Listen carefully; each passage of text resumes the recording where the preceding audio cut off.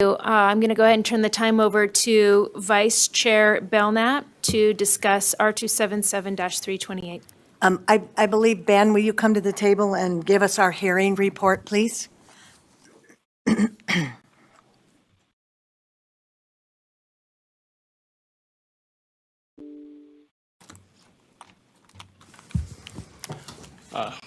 Thank you, Vice Chair Belknap. Ben Rasmussen, Director of Law and Professional Practices.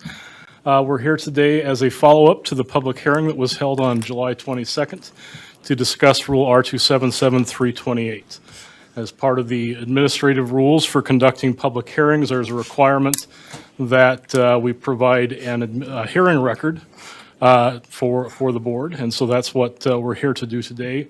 The hearing record includes the request for the hearing, the notices surrounding the hearing, and the public comment, which, as you know, was very extensive. We've included all the written comment received by the deadline in the hearing record. And so it would be customary today to make a motion for the board to accept the hearing record unless there are concerns about its contents. Seeing no lights, I'd be seeking a motion. I move that the board accept the hearing record as presented. Thank you. Janet, okay. All in favor? Aye. Thank you. That's unanimous.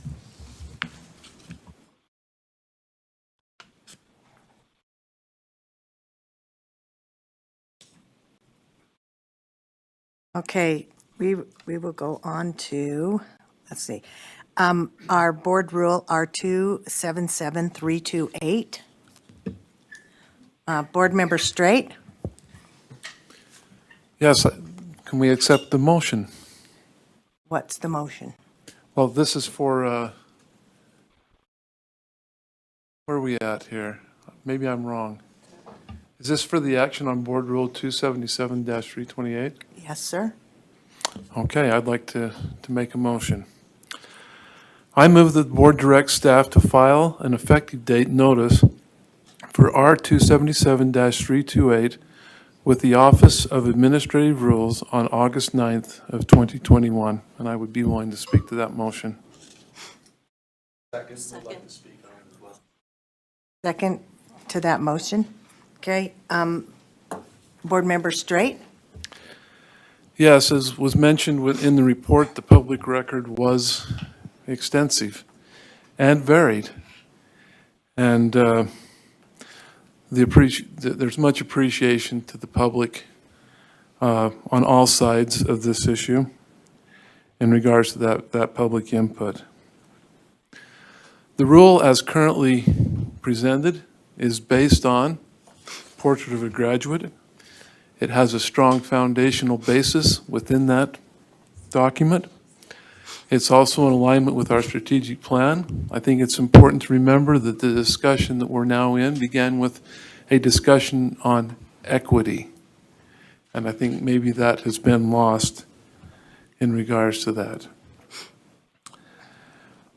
We have schools starting. Teachers need to be in a position where they know what they have. And if I were starting school, I'm not this time, for the first time in 30 years, I would have some deep concerns as a U.S. History 2 curriculum with the standards that by teaching some of those concepts that I might be at risk as an educator. I think this rule gives protections. I think it's important that the training start being developed so that teachers have firm, concrete examples of what is appropriate and what is not. The 4 principles that were presented earlier by Superintendent Dixon are a good guide to direct us. And those were derived from looking at public comment throughout this process. We've been working on this since, well, before I was on the board, and it was the first item on my very first day on the board in January.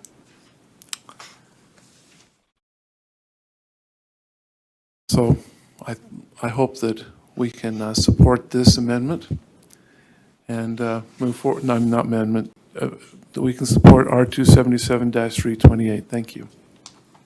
Thank you. Board Member Hart, you're speaking to the motion? Yes, but he didn't hit his light, sorry. You got it. All right, I was just trying to be polite. I support this motion. The rule is not perfect. No document written by committee ever is. But overall, it's a well-balanced rule that is a great starting point for districts to make policies that are appropriate for their communities. I firmly believe in local control. The feedback was diverse and complex and numerous. The thousands of emails that came in and continue to come in did have some common themes, though. Parent involvement, the accurate teaching of history, not ignoring students' emotional health and relationship skills, and political neutrality with clear guidance. I then reread the rule through that lens, and I'm confident that this rule is a framework for accomplishing those goals. This does not mean the conversation is over, quite the opposite. We have work to do around definitions, around communication, and around support for educators. But we need to move forward to action steps. Passing this rule allows us to move to action in addressing the concerns of everyone. I support this motion. Thank you, Board Member Hart. Board Member Moss? Thank you. I second this and I support it somewhat reluctantly because I always favor wide open discussion. I think some great questions and suggestions were made in amendments that are pending, but I share the concern that schools need certainty. We start school in a week and a half. I think that our committee and our board took in a tremendous amount of public input. I'm familiar and interested in this because it's societally important. It's important to my kids. It's also the world I live in as a discrimination harassment attorney. So I've worked with companies trying to handle these same questions for 25 years, and I understand how sensitive it is. I understand how delicate it is, how important it is to make sure that people are welcome and productive, whether it's in the workforce or in schools. So I do have a special interest in this, and I think some questions have been raised that are important to address as we go forward. But I do think the rule came to a great balance. I think we had a great opportunity to weigh in on it, and that schools need to move forward and have the certainty that they can try to apply this now, and that some of those questions can continue to be part of the discussion. And I just want to say also briefly that I actually enjoyed the hearing that we had, although it on the surface was somewhat contentious. I shared that I agreed with perhaps 95, even 98% of the comments. And there were comments that minority kids need to be protected. They need to understand that they're in a place where they are going to be treated equally, that people are going to seek out the best in them and support them.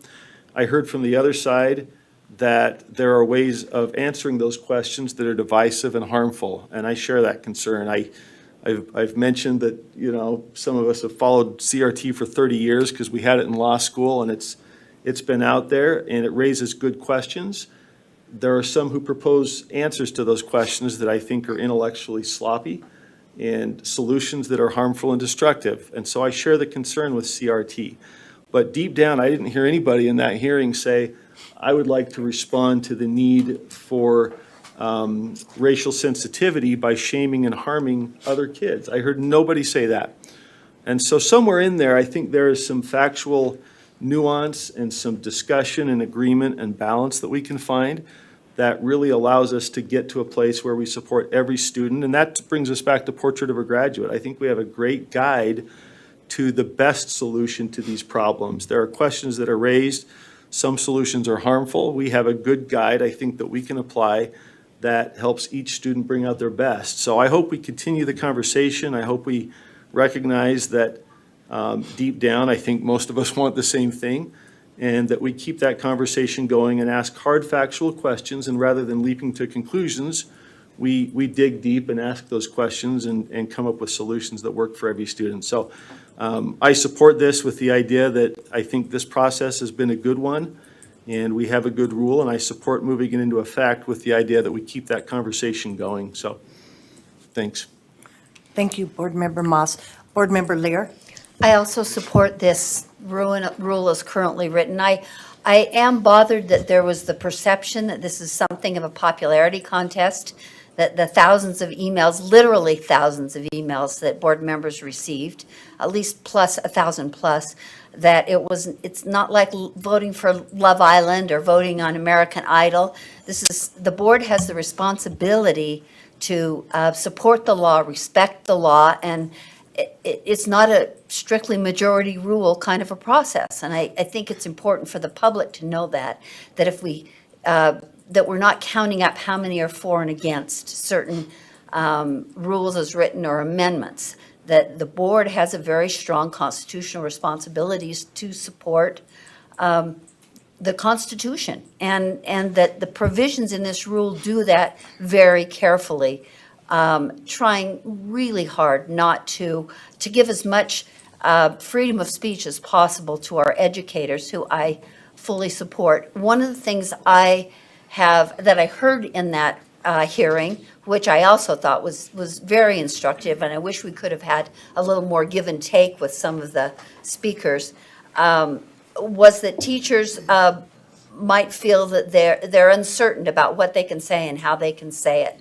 And I would like to look as the state moves to implement this rule and these provisions, I'd like to look at how we can be sure through training that teachers feel confident in their speech and their roles with their unique personalities and their unique situations, that it's not something that makes teachers lack confidence or fearful. That is the worst way, I think, to approach teaching. So I commit to looking at this rule as it's implemented, and the beauty of rules compared to legislation is that they are more readily reviewed, they can be changed in a period of weeks and not years. So I really commit to looking at this and seeing what the implementation looks like, and making sure that teachers are comfortable, that students are still able to discuss difficult topics with authenticity, and that their freedom of speech is respected, and that parents are also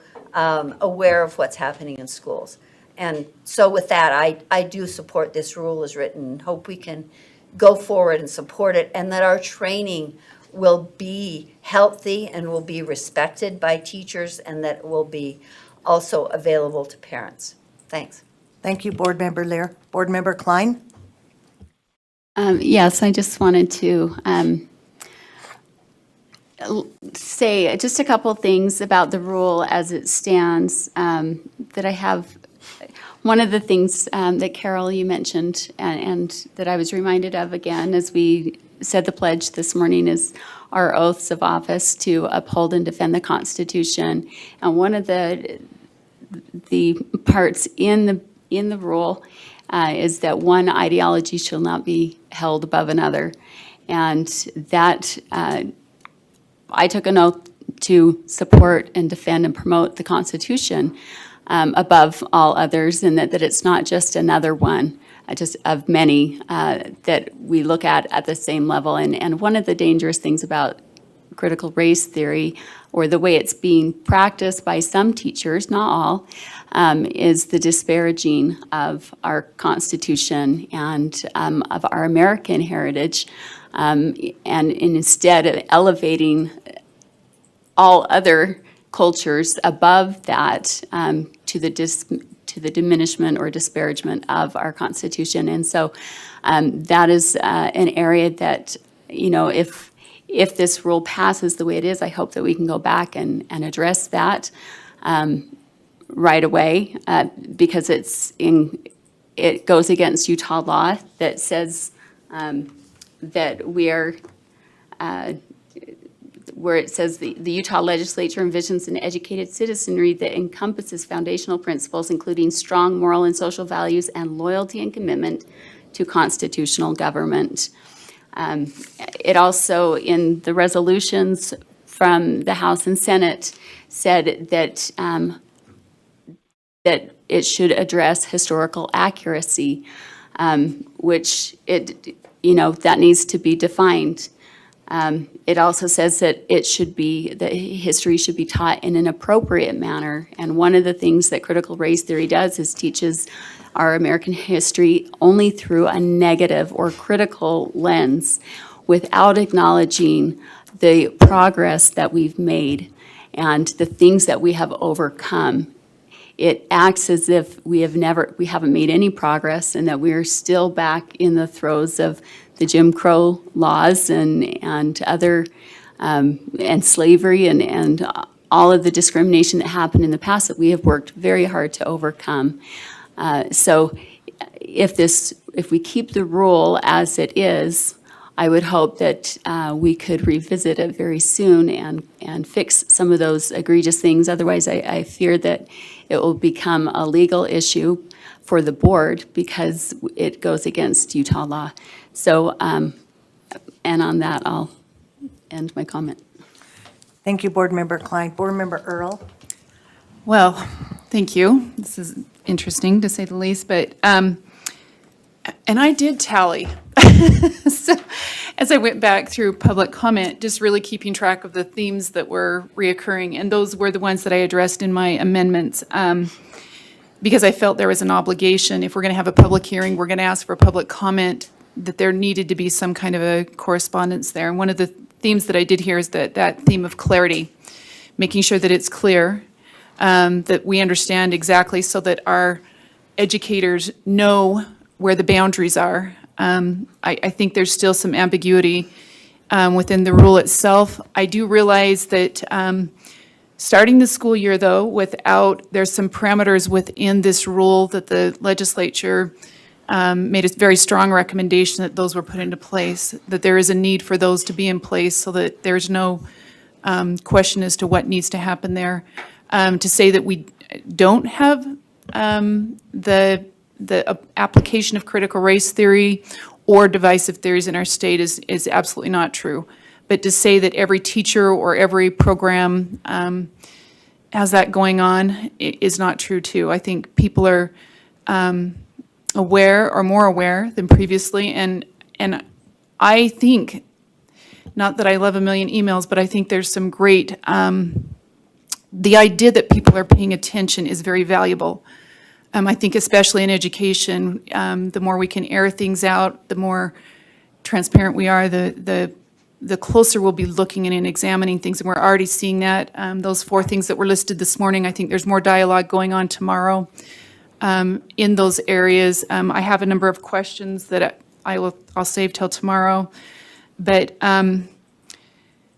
while this is where I'm still uncertain where I'm going to vote, because I do feel like we should be answering the call for public comment and public input. I don't think we've been negligent there, but I feel like there's some tidying up that needs to be done. So anyways, those are my thoughts.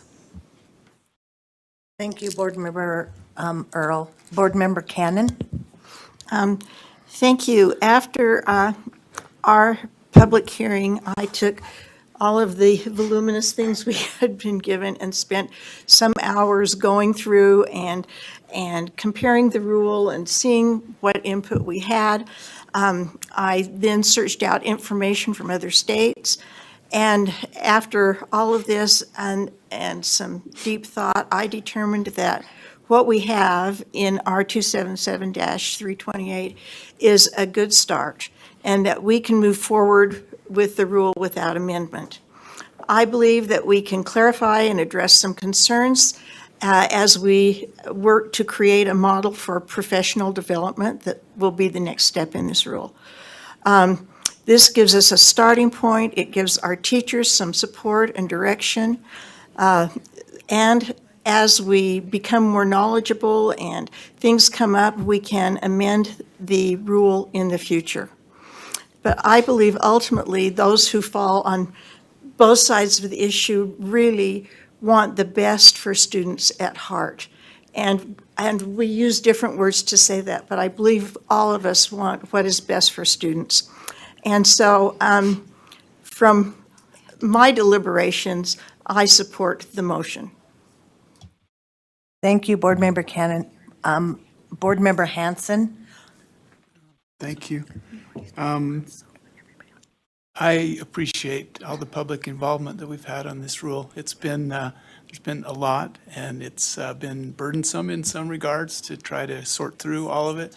But anytime we have this many people who are excited about even one aspect of public education and are involving with the process, I think that's a good thing. I hope that all who've been involved are not just one issue people. I hope that they will stay involved. I hope they'll be hands-on. I hope they'll be reading in schools. I hope they'll be participating in science fairs and career days. There are many opportunities for us to be in schools, and so we can actually see the whole spectrum of issues that our teachers are dealing with and how some of these contentious or difficult issues are being handled. I believe that this rule, it wasn't easy to try to piece this together. A lot of folks here on the board and staff have spent a lot of time trying to do that. I got to spend a fun-filled day with the legislature on June 16th, and if any of you want to go back and spend an afternoon, you can watch that video and see that back and forth. But it's important for us to think through these things and get our ideas out in public and try to understand what we're really saying and not just bounce words which may have different meanings to different people off each other. And so I think this whole process has been very valuable. But some of the considerations for the rule that I reviewed with the legislature were, first, the board is obligated to provide educational equity. And just that wording, educational equity, has become kind of contentious, but really this means getting our children the supports they need so that they can succeed. And I think everyone has been said, all the people that I've talked to when you get down to the core of it, they want to do that. Next, general standards for equity training and curriculum and instruction. We need to provide those. That's part of our duty as a board to get those out to our teachers and our administrators. Respect the respective roles of state boards, local boards, and the legislature. We are a policy-making body here, but we believe in local control in Utah, and a lot of issues that come up after we have a clear framework should be dealt with at the most local level possible, hopefully between parents and teachers. If there are questions, they can be addressed at that level. If not, then there's a chain of command that can be worked up, and eventually some things may come back to us, and then we'll deal with them here. And I hope that we deal with them in a good way. There were competing stakeholder concerns. We have people that are saying diametrically opposite things about how this issue should be handled. It's difficult to come to a compromise when you've got someone in this corner and someone in this corner. So sometimes we just have to act and move forward and then work things out when we have practical problems to deal with. The educator's role in facilitating these kind of topics, I think, is something that our educators deserve to have clarified.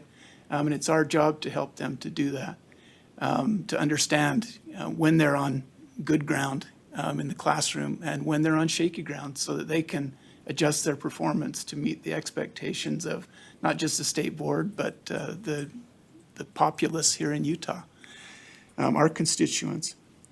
Age-appropriate materials and instruction was another thing that we stress in the rule, and that will come out more, I believe, in the training. But some topics are perfectly fine, I believe, for discussion in a 12th grade civics class, but with third or fourth graders, it shouldn't even be mentioned. We shouldn't be going there. Transparency to honor parents' rights. We've heard a lot about that today, and I think that will, in itself, address many of the issues that we're facing. If parents have an opportunity to know what's happening in the classroom and teachers are able to communicate effectively with them about that. There were concerns about history and things like that, but we have core standards for history. When we talk just about equity, this is spread over every class, every minute that our kids are in school. It's taught in English class, it's taught and practiced in math class. When we talk about history, we have a core standard for history, and I believe we'll have some interesting discussions about, what our history standards look like when those come up for review.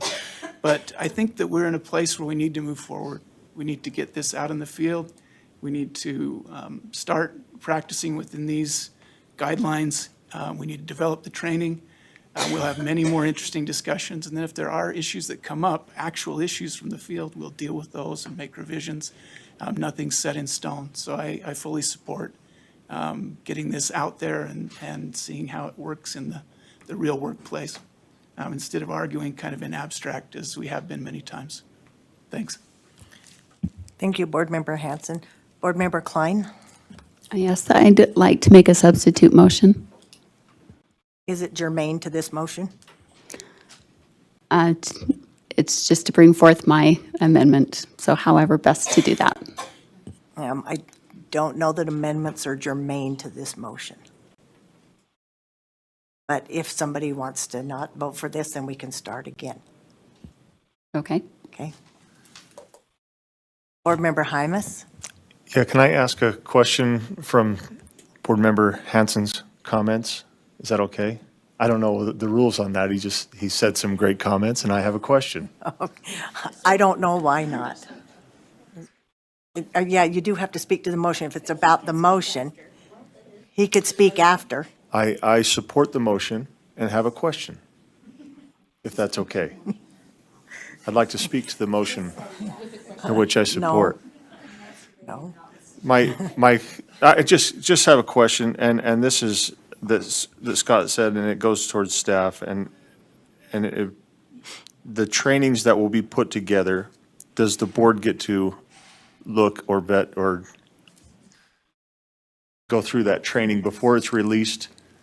Okay, this is actually not germane, but this could be a great topic because it's on the agenda for tomorrow in standards Okay. and assessment. Thank you. Thank you. Vice Chair Davis? Thank you. I'd like to speak for the motion. And in 2.5 years, this is only the second time where I've written my comments, so I'm just giving you all fair warning on the length and fair warning that I, for better or worse, went a little bit into the weeds. But we had a lot of public members who came and went into the weeds with us, and I am willing to go into the weeds, for better or worse, with them. So I'd like to say first that this is a rather balanced rule. And if this rule were a bad rule or bad for children, then I never would have voted for it in the first place.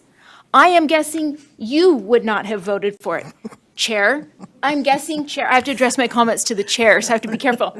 I'm guessing, Chair, that she would not have voted for it. She would not have, he would not have, he would not have, he, she, he, and all the way down the line, because every single one of us voted for this rule.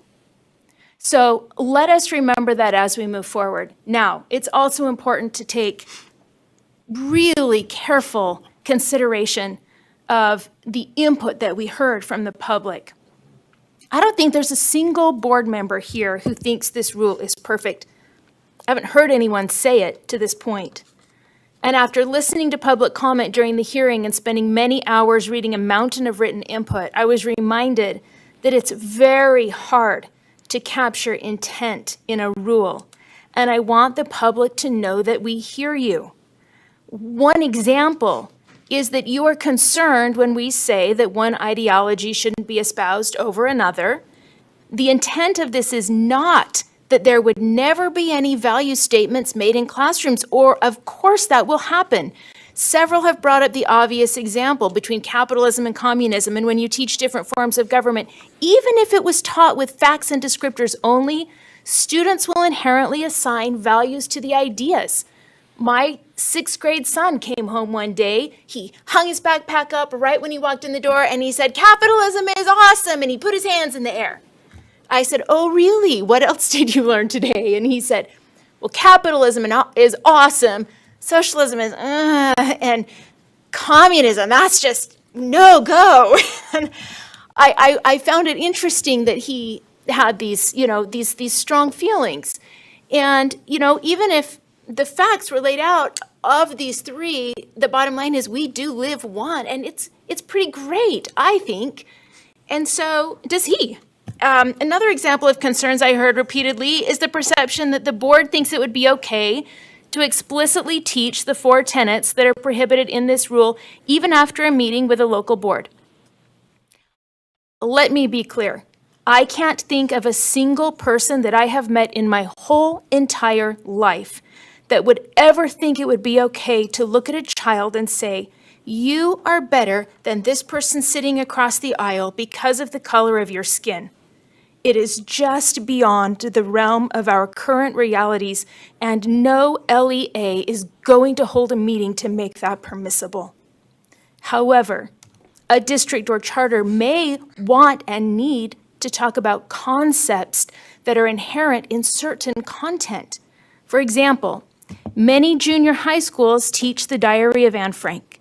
Conceptually, there were people during this time who believed that one race was better than another. The concept in this context is not prohibited, but the explicit teaching of a child that the concept applies to him or her is. These are the intricacies that our local districts and charters can and should be discussing and working through. If we don't allow for public discussion and clarification at the local control, thank you, Board Member Hart, level, then no one would have students read the Diary of Anne Frank or any number of books that may fall into a large historical context where race was a relevant component. We may not even teach about wars in order to learn from the past, though sometimes I think we have learned nothing. Sadly, we don't need to worry about going to war with another country because we're already at war with ourselves, where discord seems to be seeping in at every corner. But I digress. At any rate, I don't believe that the intent of the board is to have this rule supersede standards in a way that we lose large swaths of history and literature because it may have race as a component. And it was certainly not the intent for the opportunity for public clarification to nullify the points made in the legislative resolution. However, I think our LEAs understand all of this. Let me repeat, I believe our local districts and charters understand all of this. And it is time for them to start their work. In general, the legislature sets code, the state board creates rule, and the local board creates policy.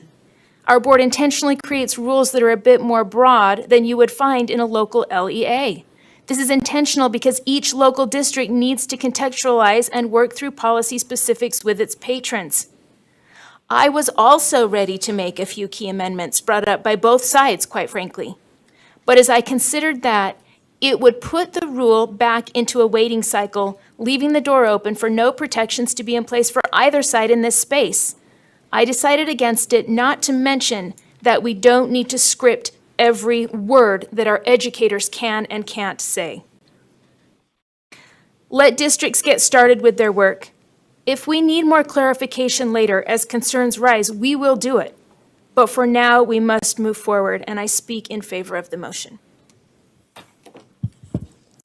Thank you, Vice Chair Davis. Board Member Booth?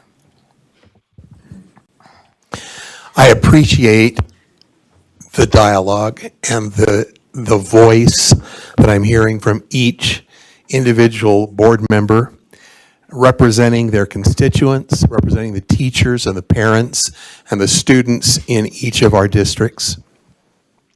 I know we're here for a common purpose.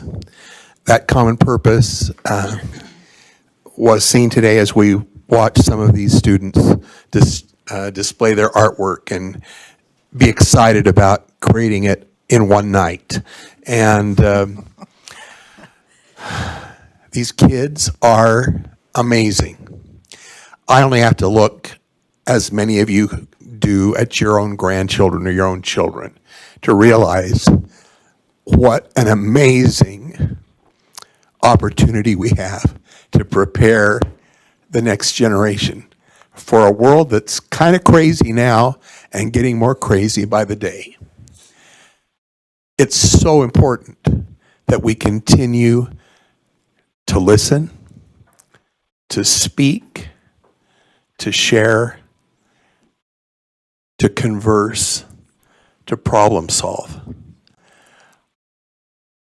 In 44 years as an educator, I have been privileged to visit about 47 countries, not just as a tourist, but I've been involved with the educational arms of each of those governments in each of those countries.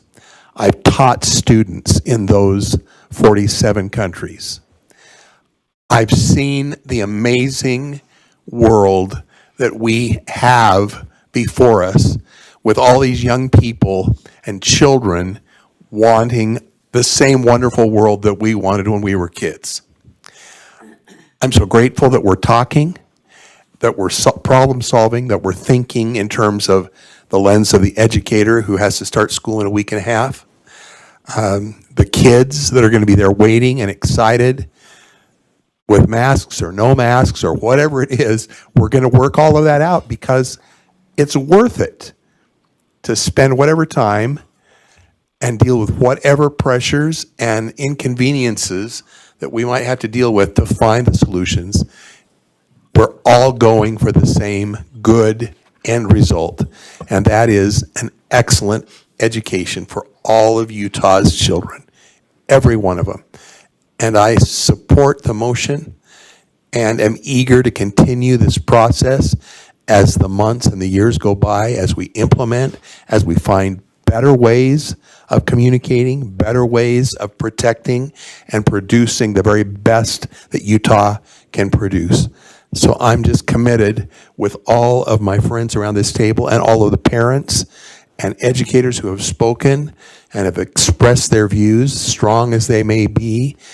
I want to hear those things, and we're going to find solutions. Thank you. Thank you, Board Member Booth. Seeing no more lights, the motion before the board is that the motion